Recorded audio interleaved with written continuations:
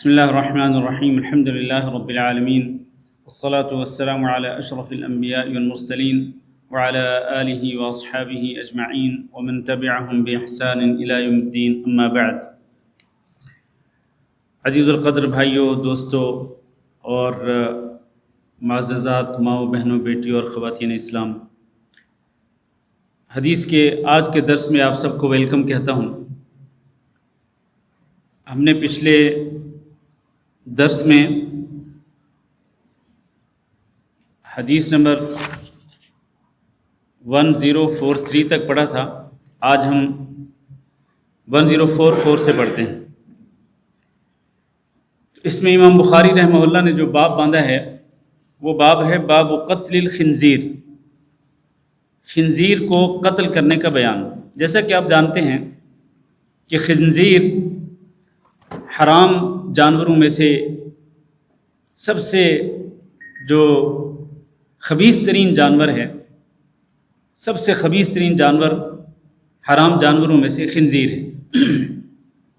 اللہ تعالیٰ نے قرآن مجید میں باقاعدہ اس کا نام لے کر اس کو حرام قرار دیا۔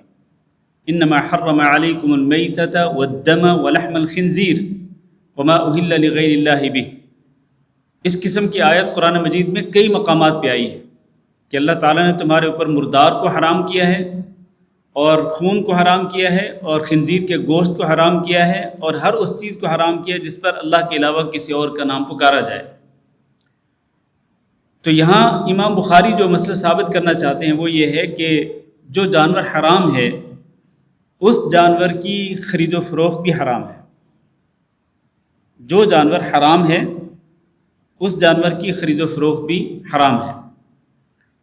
اس باب میں جو حدیث ذکر کی گئی ہے وہ حضرت ابو ہریرہ رضی اللہ تعالیٰ عنہ کی حدیث ہے کہ رسول اکرم صلی اللہ علیہ وسلم نے ارشاد فرمایا، والذی نفسی بیدی، اس ذات کی قسم جس کے ہاتھ میں میری جان ہے، لیوشکن ان ینزل فیکم ابن مریم حکما مقسطا، کہ بہت قریب ہے کہ تم میں ابن مریم نازل ہو۔ ابن مریم سے مراد کون ہے؟ حضرت عیسیٰ علیہ السلام بہت قریب ہے کہ تم میں نازل ہوں گے۔ حکمن، جب وہ نازل ہوں گے تو وہ ایک حاکم ہوں گے، حکمران ہوں گے۔ اللہ ان کو حکمران بنا کے بھیجے گا، آسمان سے نیچے اتارے گا۔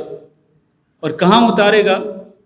وہ دوسری احادیث میں موجود ہے کہ دمشق کی جامع مسجد کے مینار پر حضرت عیسیٰ علیہ السلام کو اتارا جائے گا۔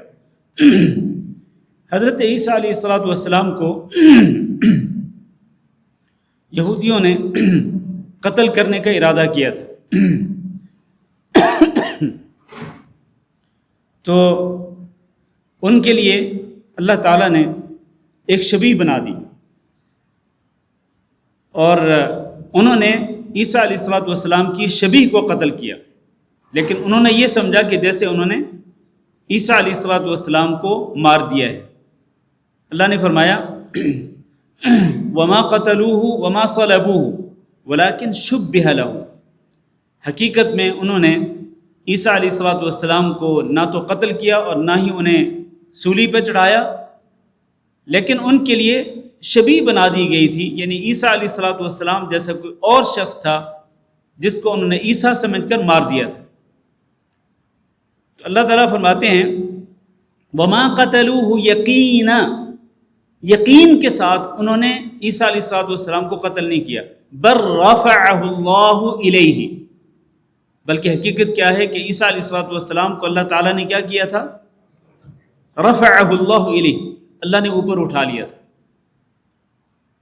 تو جب وہ نازل ہوں گے تو وہ ایک حاکم، حکمران بن کر آئیں گے، لیکن وہ جب نازل ہوں گے تو وہ نبی بن کے نہیں آئیں گے۔ وہ نبی اس وقت تھے جب تک ان کو زمین سے اٹھایا نہیں گیا، اس وقت تک وہ نبی تھے، لیکن اب جب دوبارہ زمین پہ آئیں گے تو وہ نبی بن کے نہیں آئیں گے، اس لیے کہ حضرت محمد صلی اللہ علیہ وسلم کی بعثت کے بعد اب قیامت تک کسی نبی نے نہیں آنا، ولکن رسول اللہ و خاتم النبیین، حضرت محمد صلی اللہ علیہ وسلم خاتم النبیین ہیں، انبیاء کے سلسلے کو ختم کر دینے والے ہیں۔ تو وہ حضرت محمد صلی اللہ علیہ وسلم کے ایک امتی بن کے آئیں گے اور ایک حکمران بن کے آئیں گے، لیکن حکمران کیسے ہوں گے؟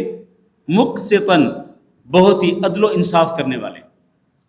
ان کے زمانے میں عدل و انصاف کے تقاضے پورے ہوں گے، اور وہ کیا کریں گے؟ فیکسروا الصلیب، وہ صلیب کو توڑ دیں گے، صلیب کو توڑ ڈالیں گے، صلیب کی کوئی حیثیت نہیں ہوگی، جو کہ نصارہ کا ایک امتیازی نشان ہے، جس کا مطلب یہ ہے کہ نصارہ کی نصرانیت قابل قبول نہیں ہوگی، ان سے بھی اسلام قبول کروایا جائے گا۔ وہ اسلام قبول کریں گے تو ان کا چھٹکارا ہوگا، نہیں کریں گے تو ان کو عیسیٰ علیہ السلام قتل کر دیں گے۔ وَيَقْتُلُ الْخِنْزِيرَ، اور عیسیٰ علیہ السلام خنزیر کو قتل کر دیں گے، مطلب یہ ہے کہ خنزیر کی نسل کشی کریں گے، اس کو بالکل زمین پہ اس کا وجود ہی ختم کر دیں گے، اس کا وجود ہی نہیں رہے گا۔ جس طرح میں نے پہلے کہا کہ یہ حرام جانوروں میں سے خبیث ترین جانور ہے، اور جس کے گوشت کو اللہ نے حرام قرار دیا کیونکہ اس کے کھانے کی وجہ سے انسان کے اندر جو اس کو کھاتا ہے اس کے اندر اسی طرح بےغیرتی پیدا ہوتی ہے جیسے کہ خنزیر خود بےغیرت ہوتا ہے۔ اس انسان سے شرم و حیا جیسی ایک عظیم صفت کو چھین لیا جاتا ہے، کس سے؟ جو خنزیر کا گوشت کھاتا ہے۔ یہ وجہ ہے آج جن ملکوں کے اندر خنزیر کا گوشت کھایا جاتا ہے وہاں پر شرم و حیا نام کی کوئی چیز نہیں ہے۔ جو لوگ کھاتے ہیں ان کے اندر شرم اور حیا نام کی کوئی چیز نہیں ہے، اس لیے وہ کھلے عام بازاروں، مارکیٹوں میں، پارکوں میں، راستوں پر، چوراہوں پر وہ بے حیائی اور بے غیرتی کا ارتکاب کرتے ہیں۔ تو عیسیٰ علیہ السلام اس جانور کی نسل کشی کرتے ہوئے اس کی نسل کو ہی ختم کر ڈالیں گے۔ تیسری بات، وَيَضَعُ الْجِزْيَةَ، اور وہ جزیہ کو ختم کر دیں گے۔ آپ کو پتہ ہے کہ جزیہ ایک قسم کا ٹیکس ہوتا ہے۔ اگر مسلمان کسی غیر مسلم ملک پہ قبضہ کر لیں جہاد کے نتیجے میں تو وہاں پر وہ ٹیکس لگا دیتے ہیں۔ ٹیکس کس چیز کا ہوتا ہے کہ اگر آپ لوگوں نے، اس ملک کے شہریوں نے اگر اسلام قبول نہیں کرنا، اسلام قبول کر لیں تو سب سے بہتر ہے۔ سب سے پہلے ان کو آپشن یہ دیا جاتا ہے کہ آپ سب مسلمان ہو جائیں، کیونکہ جہاد کا اصل مقصد ہی یہی ہے کہ جو غیر مسلم ہے وہ اسلام قبول کریں، یہ اصل مقصد ہے۔ ورنہ جہاد کا اصل مقصد خون بہانا نہیں ہوتا، جہاد کا اصل مقصد گردنیں اڑانا نہیں ہوتا، جہاد کا اصل مقصد تلوار چلانا نہیں ہوتا۔ حضرت علی رضی اللہ تعالیٰ عنہ کو جب نبی صلی اللہ علیہ وسلم نے خیبر کا قلعہ فتح کرنے کے لیے بھیجا تھا تو ان کو کہا تھا کہ علی مہلک یا علی رسلک، ٹھہر جاؤ اور تم نے جلد بازی نہیں کرنی، تم نے سب سے پہلے خیبر والوں کو جا کے کیا کرنا ہے؟ ادعوہم الی الاسلام، اسلام کی طرف دعوت دینی ہے۔ گویا کہ اس سے ثابت یہ ہوا کہ جہاد کا اصل مقصد اسلام کی طرف دعوت دینا ہے کہ لوگ اسلام قبول کر لیں اور اپنی خوشی سے قبول کریں، تلوار کے زور پہ نہیں۔ لا اکراہ فی الدین، اس دین کے اندر کوئی زبردستی نہیں ہے، کسی سے دین اسلام زبردستی قبول نہیں کروایا جا سکتا۔ اس کو بتلائیں اسلام کا جو دین ہے، اس دین کے اندر کیا کیا خوبیاں ہیں اور اس کو قبول کرنے سے کیا کیا فائدے ملتے ہیں دنیا میں اور آخرت میں۔ ترغیب دیں، لوگوں کو بتلائیں اسلام کی خصوصیات اور اس کے فضائل کے بارے میں، زبردستی مت کریں۔ تو علی رضی اللہ تعالیٰ عنہ کو نبی صلی اللہ علیہ وسلم نے فرمایا کہ بجائے اس کے کہ تم جلد بازی کرو اور جاتے ہی خیبر کا قلعہ فتح کرنے کے لیے اس پہ اٹیک کر دو، نہیں، علی رسلک، ٹھہر کے اور رک کے سب سے پہلے اسلام کی طرف دعوت دینی ہے۔ یہ اصل مقصد ہے، اسلام قبول کرنا جہاد کا اصل مقصد ہے۔ تو اس لیے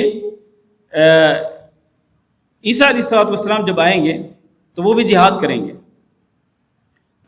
تو اسلام اگر قبول نہ کریں کفار تو ان کو دوسرا آپشن دیا جاتا ہے کہ اگر آپ اسلامی مملکت کے اندر رہنا چاہتے ہیں، اپنی جان اور اپنی عزت اور اپنے مال کا تحفظ چاہتے ہیں تو اس کے بدلے میں آپ کو کیا پے کرنا پڑے گا؟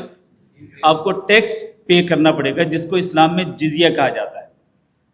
تو عیسیٰ علیہ السلام جزیہ قبول نہیں کریں گے، ان کے پاس ایک ہی آپشن ہوگا، یا اسلام قبول کرو یا پھر اپنی گردنیں اڑوانے کے لیے یعنی قتل ہونے کے لیے تیار ہو۔ یہ آپشن ہی ختم ہو جائے گا کہ جزیہ دو، ٹیکس دو اور اسلامی مملکت کے اندر رہو، ایسا نہیں ہوگا، یہ آپشن ختم ہو جائے گا۔ دوسرا وہ یفیض المال، عیسیٰ علیہ الصلوۃ والسلام کے زمانے میں مال بہت زیادہ ہو جائے گا، کیونکہ عدل و انصاف ہوگا، لوگ زکوٰۃ ادا کریں گے، لوگ صدقات ادا کریں گے، تو غریبوں کے ہاں بھی غریبوں کو جب زکوٰۃ ملے گی، غریبوں کو جب صدقات ملیں گے تو ان کے پاس مال عام ہو جائے گا، حتی لا یقبلہ احد، مال اتنا زیادہ ہو جائے گا کہ اس کو قبول کرنے کے لیے کوئی نہیں ملے گا، لوگ ڈھونڈتے پھریں گے کہ کہاں ہے کوئی ایسا انسان جو ہماری زکوٰۃ کو قبول کرے یا ہمارے صدقے کو قبول کرے، اتنا زیادہ مال ہو جائے گا۔ یہ اسلام کی برکت ہے میرے عزیز بھائی، دین اسلام کو، دینی شریعت کو نافذ کرنے کی جو برکات ہیں وہ ان میں سے ایک برکت یہی ہے۔ خلافت راشدہ کے دور میں آپ دیکھیں، جب اسلام کو اور اسلامی شریعت کو نافذ کیا گیا اور اسلامی جھنڈا جو ہے وہ دور دور تک لہرانے لگا، تو اس کے نتیجے میں کیا ہوا؟ اتنی برکت اللہ رب العزت نے عطا فرما دی کہ حضرت عمر بن عبدالعزیز رحمہ اللہ، جن کو خلیفہ خامس کہا جاتا ہے، پانچواں خلیفہ، ان کے دور میں زکوٰۃ قبول کرنے والا کوئی نہیں ملتا تھا، مال اتنا زیادہ ہو گیا تھا۔ یہ اسلام کی برکت ہے۔ تو عیسیٰ علیہ الصلوۃ والسلام کے زمانے میں بھی یہ برکتیں ہوں گی، تو ان کو اللہ رب العزت ایک حاکم، عدل و انصاف کرنے والا حاکم بنا کے بھیجے گا۔ اس باب کو امام بخاری نے صرف ایک مسئلہ ثابت کرنے کے لیے ذکر کیا کہ خنزیر کو جب قتل کیا جائے گا، اس کی نسل کشی کی جائے گی، تو اس سے یہ ثابت ہوتا ہے کہ جو جانور حرام ہو، جس کو قتل کرنے کا حکم دیا جائے گا، جس کی نسل ختم کر دی جائے گی، تو اس جانور جس کو اللہ نے قرآن مجید کے اندر بھی حرام قرار دیا، تو اس جانور کی خرید و فروخت نہیں ہو سکتی۔ وَعَلَى هَذَا الْقِيَاسِ، یعنی اسی پر قیاس کرتے ہوئے دیگر جتنے بھی حرام جانور ہیں ان کی خرید و فروخت نہیں ہو سکتی۔ اور مزید ایک حدیث جو ہے اس چیپٹر کے آخر میں آئے گی، اس میں مزید کچھ جانوروں کا ذکر ہے۔ اگلا باب بیع التصاویر التی لیس فیہا روح وما یکرہ من ذلک، امام بخاری نے یہ باب باندھا ہے ان تصویروں کو بیچنا اور ان تصویروں کا بزنس کرنا جن کے اندر روح نہیں ہوتی ہے، یعنی تصویریں ان چیزوں کی ہوں جو بغیر روح کے ہوتے ہیں، جو بغیر روح کے ہوتی ہیں، جیسے کہ درخت ہیں، جیسے کہ باغات ہیں، گرینری ہے، مختلف جو ہے وہ خوبصورت چیزیں ہوتی ہیں جن کے اندر روح نہیں ہوتی ہے۔ تو بغیر روح کے جو چیزیں ہوتی ہیں ان چیزوں کی تصویریں بنا کر ان کو بیچنا، اس کا کیا حکم ہے؟ یہاں امام بخاری اس کو ذکر کر رہے ہیں، اس مسئلے کو ذکر کرنا چاہ رہے ہیں۔ عن ابن عباس رضی اللہ عنہما انہ اتاہ رجل فقال،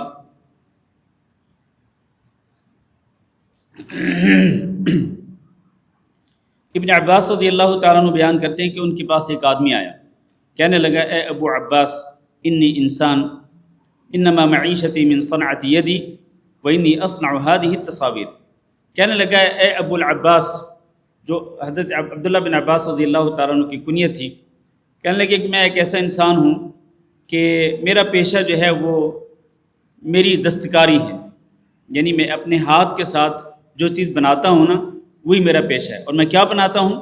وَإِنِّي أَصْنَعُ هَذِهِ التَّصَاوِيرَ، اور میں تصویریں بناتا ہوں، یعنی اپنے ہاتھ کے ساتھ میں تصویریں کشید کرتا ہوں، تصویریں کشید کرتا ہوں، یہ میرا پیشہ ہے، اس کے ذریعے میں تجارت کرتا ہوں، اس کے ذریعے میں پیسہ کماتا ہوں۔ تو آپ کیا کہتے ہیں اس کے بارے میں؟ فقال ابن عباس رضی اللہ تعالیٰ نے جواب دیا، لا احدثک الا ما سمعت من رسول اللہ صلی اللہ علیہ وسلم، میں تو تمہیں ایک حدیث ہی بیان کر سکتا ہوں جو میں نے رسول اکرم صلی اللہ علیہ وسلم سے خود سنی تھی۔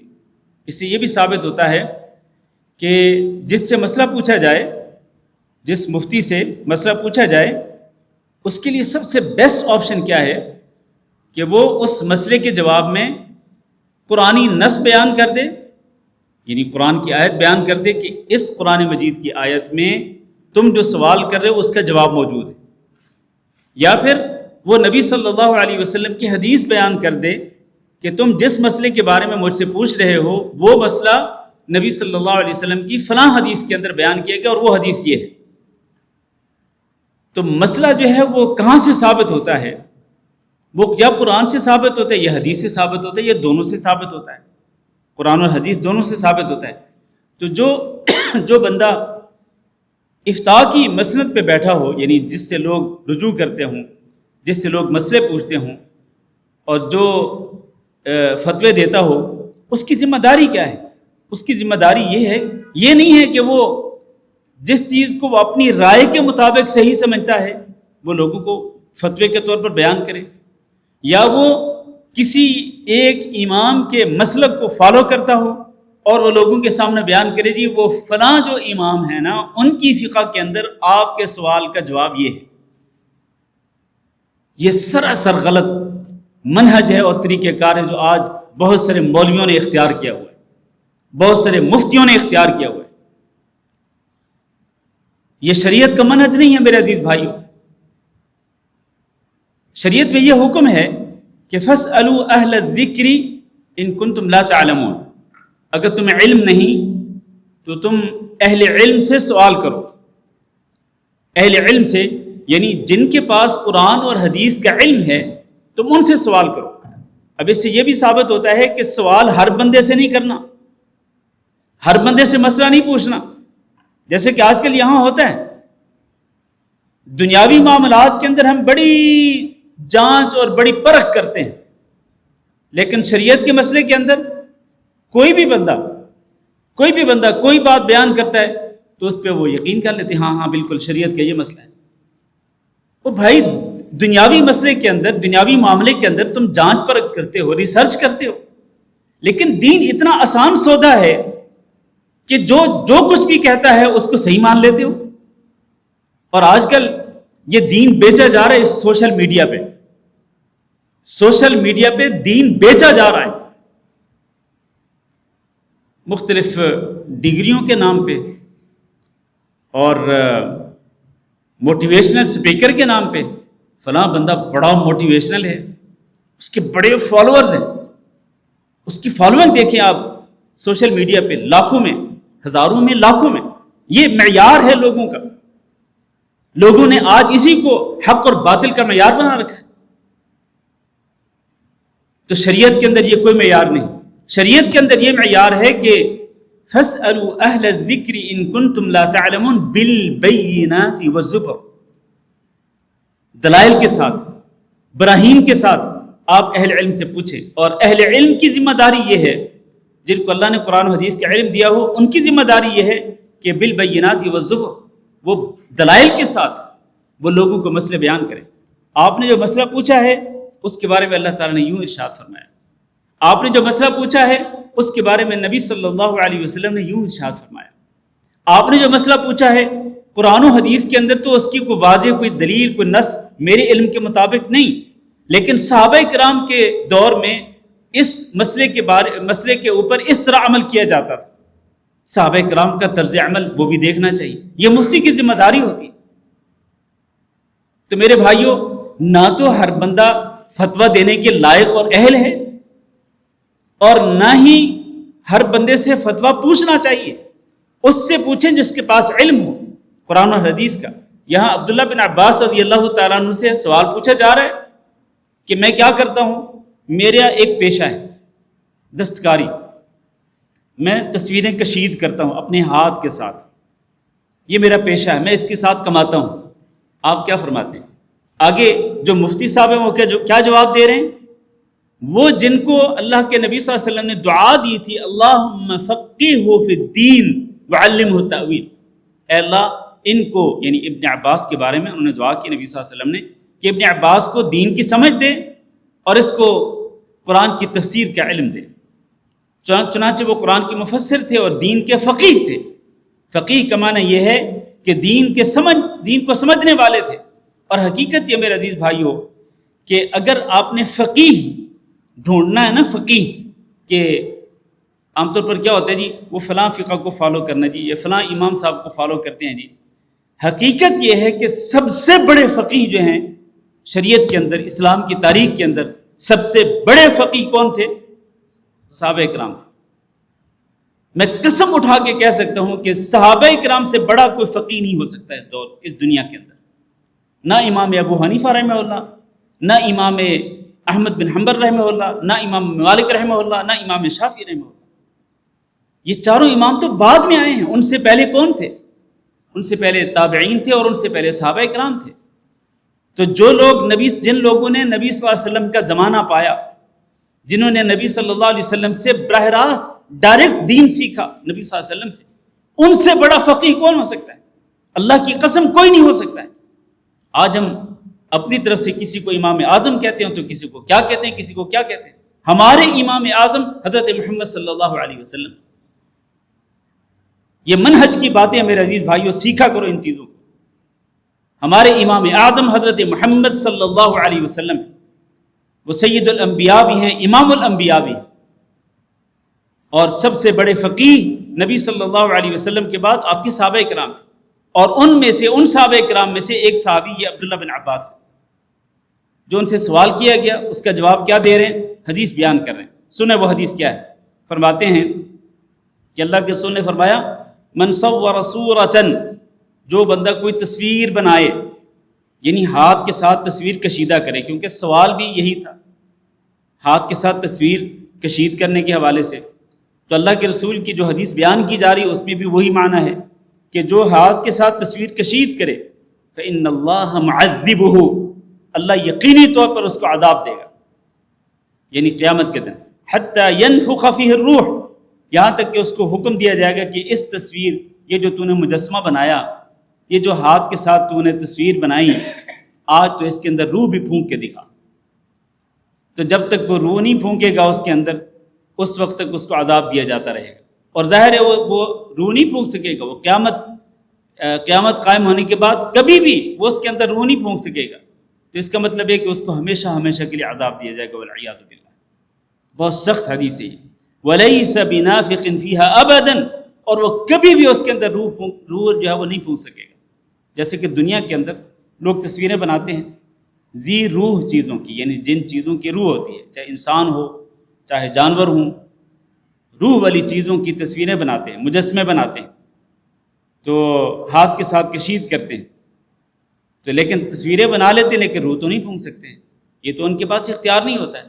تو اللہ تعالیٰ ان کو ذلیل و رسوا کرنے کے لیے کہے گا، تم نے میری جو صفت خلق ہے نا، خلق پیدا کرنا، تم نے اس کے ساتھ مشابہت اختیار کرتے ہوئے انسانوں کی طرح انسان بنائے، ان کے مجسمے تم نے کھڑے کیے، تو آج پھر آؤ ذرا، تم خالق بنتے تھے نا، تو میری طرح پھر اس کے اندر ان تصویروں مجسموں کے اندر روح بھی پھونک کے دکھاؤ۔ اللہ ان کو ذلیل اور رسوا کرے گا۔ تو جب یہ حدیث سنی نا اس بندے نے جس نے وہ سوال کیا تھا، فرب الرجل ربوة شدیدہ، وہ بندہ یہ حدیث سن کر بہت سخت گھبرا گیا، شدید ٹینشن میں مبتلا ہو گیا۔ حدیث ہی ایسی تھی، وہ حدیث ہی ایسی تھی۔ اور حقیقت یہ ہے کہ ایک سچا ایمان جس کے پاس ہو نا، سچا ایمان، یقین مانے، وہ اس طرح کی حدیثوں کو سن کر، جن احادیث کے اندر اللہ کے عذاب کا ذکر ہوتا ہے، تو جس کے اندر ایمان کا ذرہ موجود ہوتا ہے نا، تو اس کے رونگٹے کھڑے ہو جاتے ہیں، ڈر جاتا ہے، وہ کبکبانا شروع کر دیتے کہ اچھا اس گناہ پر اتنا عذاب۔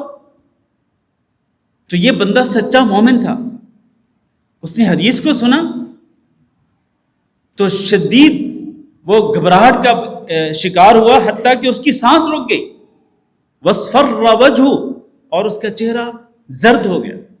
آپ کو پتہ ہے نا کہ چہرہ کب زرد ہوتا ہے انسان کا؟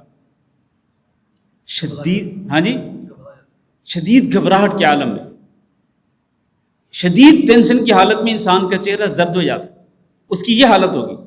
فقال ویحک، تو ابن عباس رضی اللہ تعالیٰ نے ان کو تھوڑی سی تسلی دیتے ہوئے کہا کہ دیکھو، ان ابیت الا ان تصنع، اگر تم یہ پیشہ اختیار کرنا چاہتے ہو تو پھر تم کیا کرو، فعلیک بہذا الشجر، یہ جو درخت ہے نا، تم ان کی تصویریں بناؤ، درختوں کی تصویریں بنا کے بیچو، کوئی حرج نہیں ہے۔ مطلب جن چیزوں کے اندر روح نہیں ہے ان چیزوں کی تصویر بنا کر تم ان کو بیچو. کل شیء لیس فیہ روح، ہر وہ چیز جس کے اندر روح نہیں ہے اس کی تصویریں بنا کے تم بیچ سکتے ہو، اس میں کوئی حرج نہیں. لیکن معاملہ کہاں ہے یا مسئلہ مشکل کہاں ہے؟ مشکل ان چیزوں کی تصویریں بنانے میں ہے کہ جن کے اندر روح ہے، انسان ہو، جانور ہو، دیگر ذی روح چیزیں جو بھی ہوں. اب ایک مسئلہ جو ہے وہ آج کل تو ایک مسئلہ عام ہے، یہ موبائل کے کیمرے کے ذریعے یا عام کیمرے کے ذریعے تصویر بنانا. کیا یہ تصویریں بھی اسی زمرے میں آتی ہیں؟ اس کا جواب یہ ہے کہ نہیں، یہ تصویریں اس زمرے میں نہیں آتی. اس کی وجہ کیا ہے؟ وجہ یہ ہے کہ یہ کیمرہ یہ عکس لیتا ہے، یہ کیمرہ عکس لیتا ہے اور اس کیمرے کے ذریعے تصویر بنانے میں انسان کے اپنے فن کا کوئی کمال نہیں ہوتا، یا انسان کے ہاتھ کا کوئی کمال نہیں ہوتا کہ انسان اپنے ہاتھ کا کمال دکھاتے ہوئے وہ ذی روح چیزوں کی تصویریں کشید کرے. نہیں، یہ جو چیز جو حدیث کے اندر بیان کی گئی وہ ٹوٹلی ڈیفرنٹ ہے، اور کیمرے کے ذریعے تصویر بنانا یہ ٹوٹلی ڈیفرنٹ ہے. ہاں البتہ یہ بات ضرور ہے کہ اس معاملے کے اندر بھی کھلی اجازت یا کھلی چھوٹ نہیں ہے، کھلی چھوٹ نہیں کہ جو چاہیں تصویریں بناتے رہیں. نہیں، بغیر اسراف اور بغیر فضول خرچی کے آپ اگر ضرورت کے تحت تصویریں بناتے ہیں تو اس میں کوئی حرج نہیں ہے. واللہ اعلم. ہاں جی.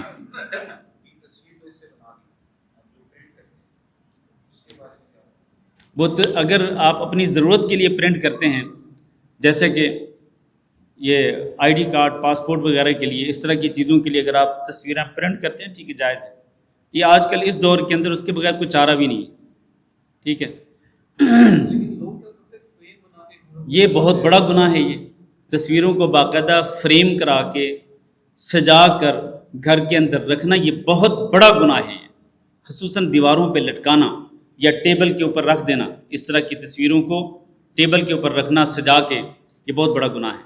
وہ حدیث جو ہے وہ اسی پہ فٹ آتی ہے، جس گھر کے اندر تصویریں ہوتی ہیں اس گھر کے اندر فرشتے داخل نہیں ہوتے. تو یہ جو موبائل کے اندر یا کیمرے کے اندر تصویر ہوتی ہے وہ تو میموری کے اندر ہوتی ہے، وہ چھپی ہوئی ہوتی ہیں، وہ ظاہر نہیں ہوتی. تو لہٰذا موبائل کے اندر موجود تصویروں کی وجہ سے یہ نہیں کہا جا سکتا کہ اگر یہ گھر میں ہے تو فرشتے داخل نہیں ہوں گے. نہیں، ہرگز نہیں، ایسا ہرگز نہیں. تو ہر چیز کو اس کی جو اصل جگہ ہے، اصل جو مقام ہے وہاں پر رکھنا چاہیے، اور اس طرح کی چیزوں کو مکس اپ نہیں کرنا چاہیے. کتنا ٹائم باقی؟ ایک حدیث پڑھ لیں بس. باب اسم من باع حرا، گناہ اس بندے کا جس نے کسی آزاد آدمی کو بیچ کر پیسے لیے اور اس کو غلام بنا دیا. پہلے دور کے اندر ہوتا تھا کہ آزاد بندوں کو بیچ کر ان کے پیسے رکھے جاتے تھے، اور جس کو بیچا گیا وہ ظاہر ہے جس کو بیچا اور جس نے خریدا اس نے پیسے ادا کیے تو وہ اس کا غلام بن گیا.